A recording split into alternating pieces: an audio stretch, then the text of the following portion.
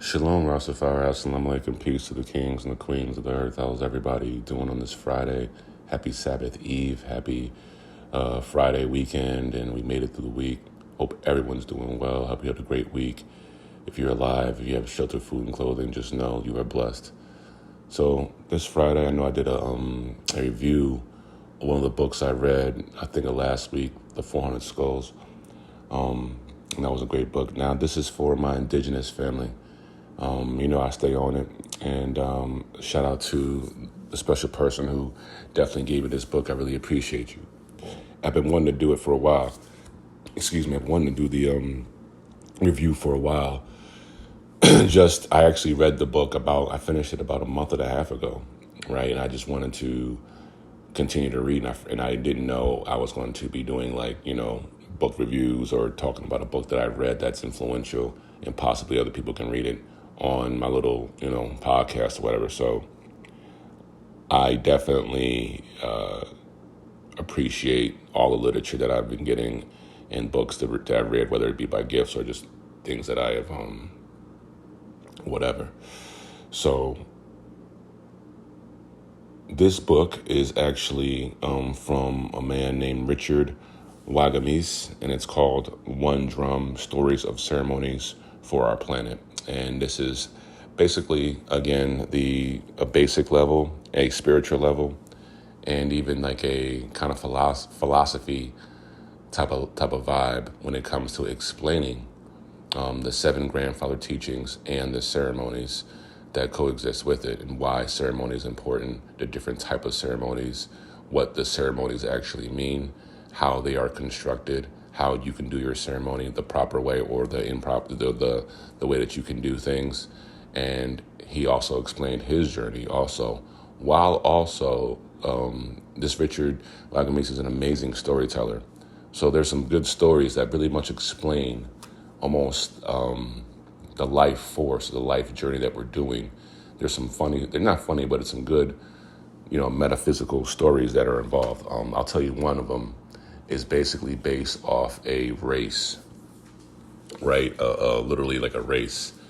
And there are multiple animals, and I'm trying to get it right here because I like to go and see if I can remember everything. But there was a rabbit or a hare. There was a buffalo. There was a buck or a strong elk, and I think there was a different bird, right? And they all wanted to know who was going to be the leader of the new animal kingdom in that area. And they just, instead of having a vote, they just did a race. And the bald eagle, he was or she was the race mediator or the race person, right? Like the person who did it. And they had to go around this pond or this lake 4 times. And each animal ran into difficulties trying to go so fast, right?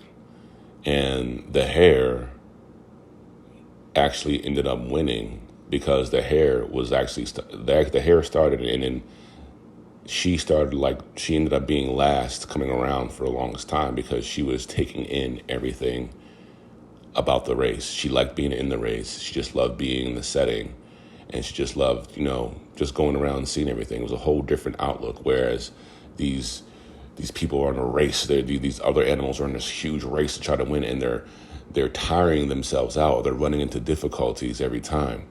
And then the hare will come around and be like, what's going on? I'm sorry, I'm stuck here, or this. There was always difficulties. So it ended up at the end of the race that I think the hare ended up actually winning, and everyone actually finished. But it was a great explanation as to the life of, there really wasn't a winner. You know what I mean? The eagle was like, you're the winner, but it was because of the patience.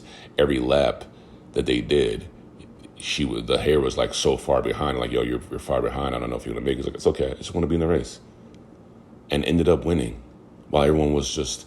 So you can see that life example, right? Where everyone's just chasing the money and going crazy and not really enjoying every single moment of life. And all of a sudden, it's all over. The race is over, and you're trying to be a leader.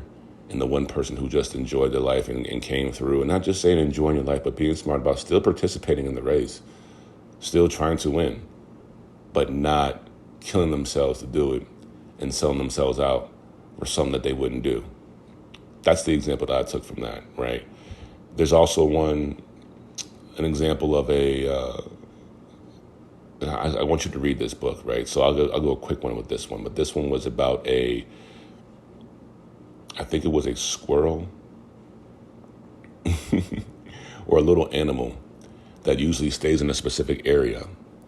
And this one animal had the heart and the aspirations to see more stuff, and ended up running into, as they were on this goal to see this amazing mountain, ended up running into numerous other animals that ended up helping them on the journey. Some of them could have eaten this animal, but instead they just like, I'm not hungry, and you seem like a person who's got some aspirations, and help them on this journey.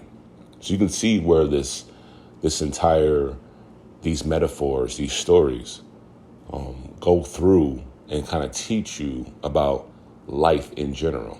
Now, it also goes to, while explaining these things, it also explains the 7 grandfather teachings as far as definitions, and it also explains the ceremonies that are attached. And these are the things that, especially the Ojibwe, any really a person who's strictly indigenous, that you can tell these things are mostly private. This is, again, indigenous healing. This is Turtle Island healing. This is what we should be doing, to be honest with you, is these ceremonies, the different type of ceremonies, what they mean, how to do them, when to do them, how important fire is, how important just a simple, nice fire by a good area, have things to eat, right? Have specific things to drink or whatever, and have this situation kind of like almost so spiritual that it's like a freelance, but it's not. Ultimately, you are giving back to the earth. And that is our ultimate goal. That's literally one of our ultimate goals in life, is giving back to the earth. So literally, when it comes to certain aspects, these books are, to me, more important than you think. Right? Again, Richard Wagamese, he's a Ojibwe. He actually died, I think, in 2017, but he was an amazing storyteller.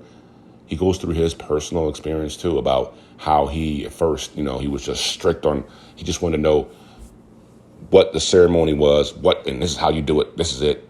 Follow this to a T. That's it. And then he finally, met other elders like, that's not that's not what it's about. You can't take it too serious.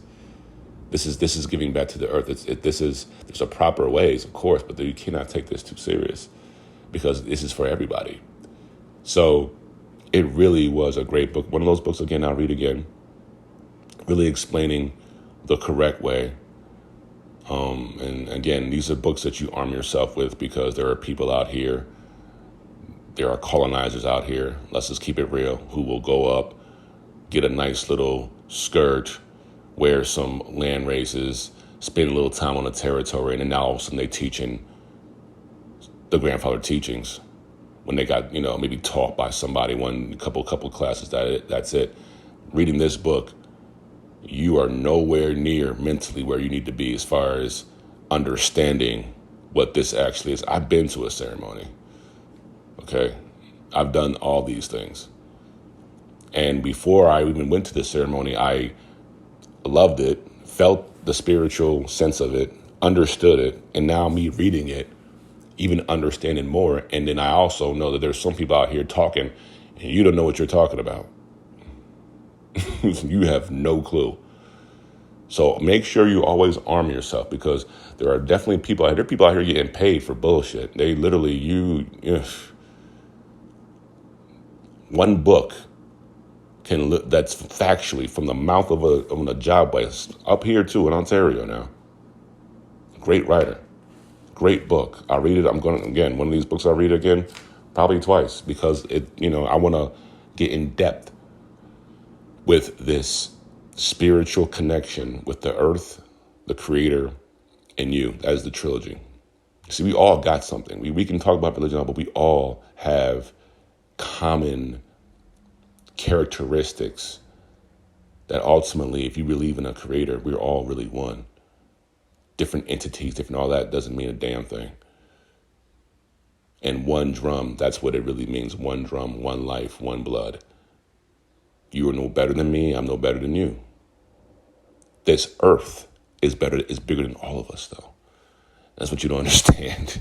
And we are destroying it every single second of the day. And it provides all the healing that you need. Yeah, this book also goes into how to do a ceremony. I literally know how to properly have a little small get together.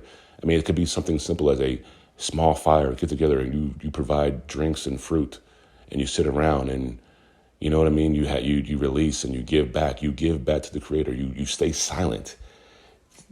There's people out here doing some stuff and acting as if they know. You do not know. This is why it is important to arm yourself by yourself sometimes and know. And then when you look out there, you can see the bullshit even clearer. This is what I compare. You know, when they say he came in and he let the blind see, this is what I compare it to. Opening your eyes to the real.